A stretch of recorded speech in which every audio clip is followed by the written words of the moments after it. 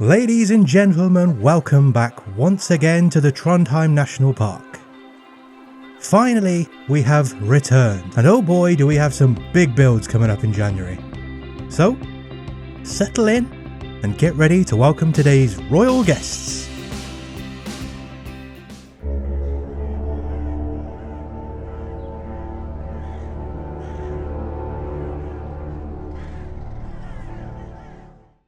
Indeed, we are back at long last. Thank you all for bearing with me. It's been a bit of a hectic few months, but I've got all of January's videos locked and loaded, so there's plenty to get us going again in 2026.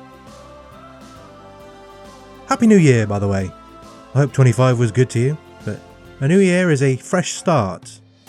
Chance to reorient yourself, set new goals, and leave behind all the things that were holding you back. I've always been a bit indifferent when it comes to most holidays, but for New Year there's a nice feeling, like a psychological reset that's helpful for the creativity. Anyway, before I start waffling, let's introduce today's video, shall we? As you all no doubt have gathered from the thumbnail and introduction, today's species is slightly off theme. Everything has been nicely consistent, regionally appropriate, and able to use a lot of the same styling and design. Today we're building an enclosure for the second largest species of penguin, the king penguin.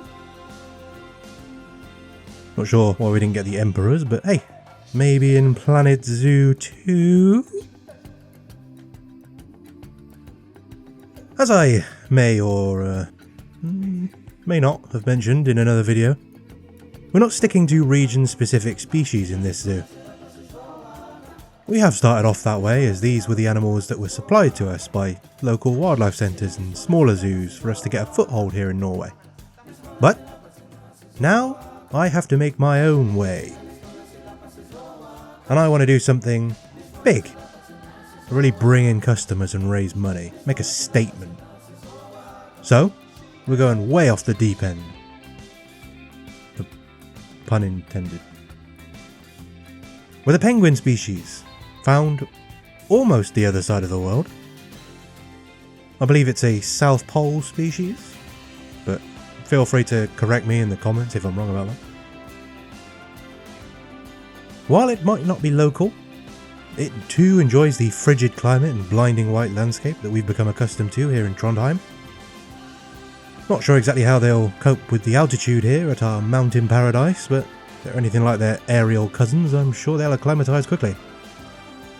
Now, while the penguins themselves were relatively easy to acquire from zoos in neighbouring cities and countries, they do come with some specific habitat requirements I have not yet encountered. By which I mean, I have not built an aquatic enclosure before. However, I'm not one to shy away from a challenge, nor do I have the patience to watch tutorials. So, there's going to be a degree of trial and error coming to play. Here's the deal. I've kind of messed up by funneling all the guests through a narrow bridge right at the entrance, inevitably creating blockages without any alternative routes.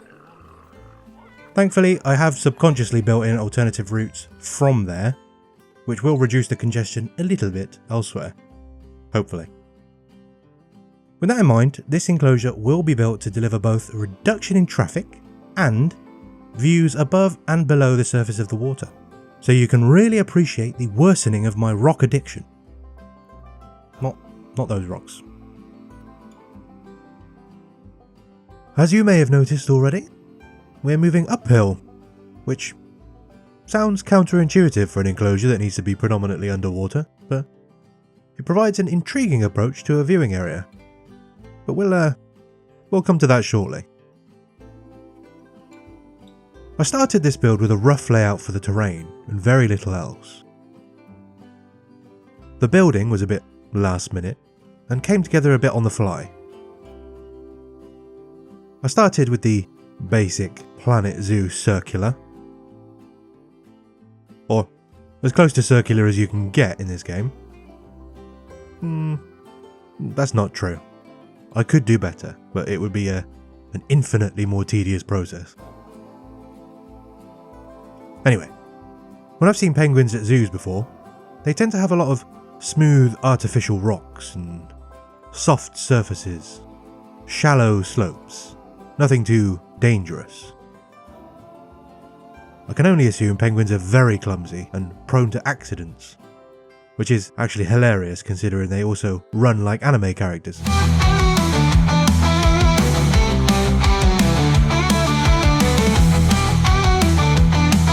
What was I getting at? Oh yeah, I didn't want to plaster over every surface to penguin-proof the habitat, but I think the simple, smooth design of this building gives a bit of an acknowledgement to those real-life setups. It's also not quite circular. Because of the way the pieces line up, I had to move half of it over a tad. So it's ever so slightly oval. I don't think you'd notice if I hadn't have said anything. Probably should have kept that one to myself really then, shouldn't I? I've also tried to use a little bit of the dark wood to tie it into the rest of the zoo. But this building definitely stands apart. And I think this is where some of the more modern designs will start to come into play further down the line, giving a bit of contrast to the very classic, simple wooden building style used in the majority of the zoo. One thing that was an issue at the time I was building this, that's not really a concern anymore, was the size of the habitat. I think I started off with 10 or maybe 12 penguins, and it's entirely possible that I could have housed them in just this circular building alone, so you can imagine how empty the enclosure looked at first. Thankfully, they grow and multiply quickly. Now the biggest issue I have is always having new penguins appearing and setting off notifications left, right and centre. I originally intended to split the building in half, so the back half had more a staff setup area. But I've got a keeper hut right opposite in a cave, so it felt a bit redundant to use up space like that. Not that we're short on space. Now, let's talk about this rock addiction, shall we? I think at some point before my break, I'd started using the rocks to give more texture to the mountains around a cave entrance, so they didn't look so digital, I guess. You know, with edges that are clearly as a result of forcing pathing underground. And it worked. The cave entrances looked a lot better, and the mountain looked a bit more real. So I spread it down the side of the mountain, and then a little bit further. But then, that mountain stood out a bit too much, you know, compared to the surroundings. So, of course, I had to keep going. Now every mountain and cliff face is steadily becoming coated in rocks. I think about formations while I'm building. I plan expansions while I'm eating my dinner. I think about it in the day, and I dream about it at night. I am the rock. I don't even need animals anymore. There is only rock.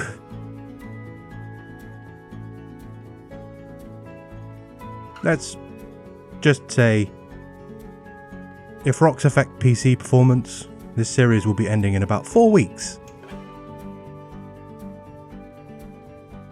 On the plus side, the zoo looks fantastic. It's really taken it to that next level. But I think I'll be looking for somewhere a little bit flatter for my next location. Don't get me wrong, I much prefer this zoo to the Highland Reserve already. But we went from one extreme to another. From painfully flat to where there's no life in the landscape, to hilly to the point of restriction, where builds need to fit the terrain more than the plans that we start with. A healthy medium will suit us perfectly. But now I really am getting ahead of myself. There's a lot more to do here before we can think about the next location, including our big goal for this zoo. We have been steadily building up to the whole point of this whole industry. Conservation. The reserve was all about getting noticed.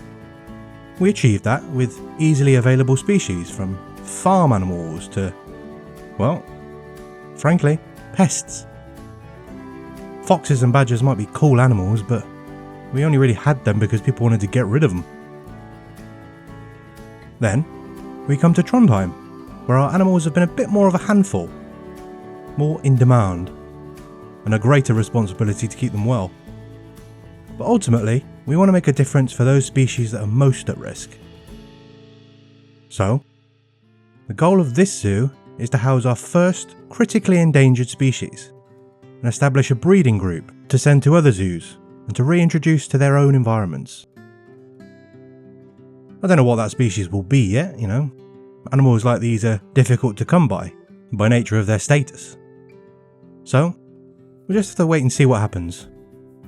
In the meantime, building enclosures like this one, an ocean bird on the side of a mountain, should help us stand out and bring us up the order for those rarer opportunities when they arise.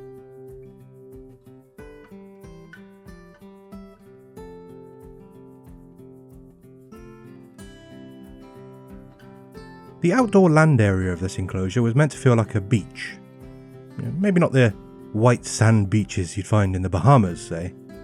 More like the rocky coastline you'd find in Cornwall or Devon.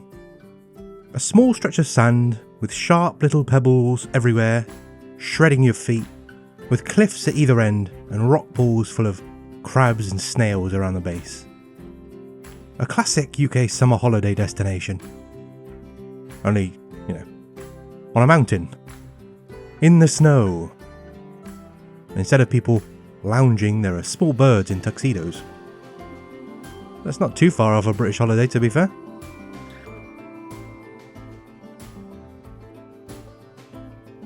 The last thing to really mention is the underwater area. Now, as I said, there has been some trial and error.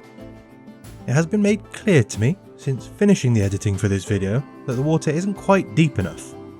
So we have had to lower it. Everything is basically the same as you'll see it at the end here, just slightly lower.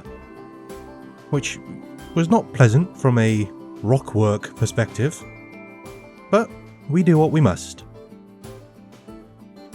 There's not much of a foliage requirement, so rocks are really doing the heavy lifting where the appeal is concerned. But I'm really happy with how this turned out. Let me know what you think in the comments.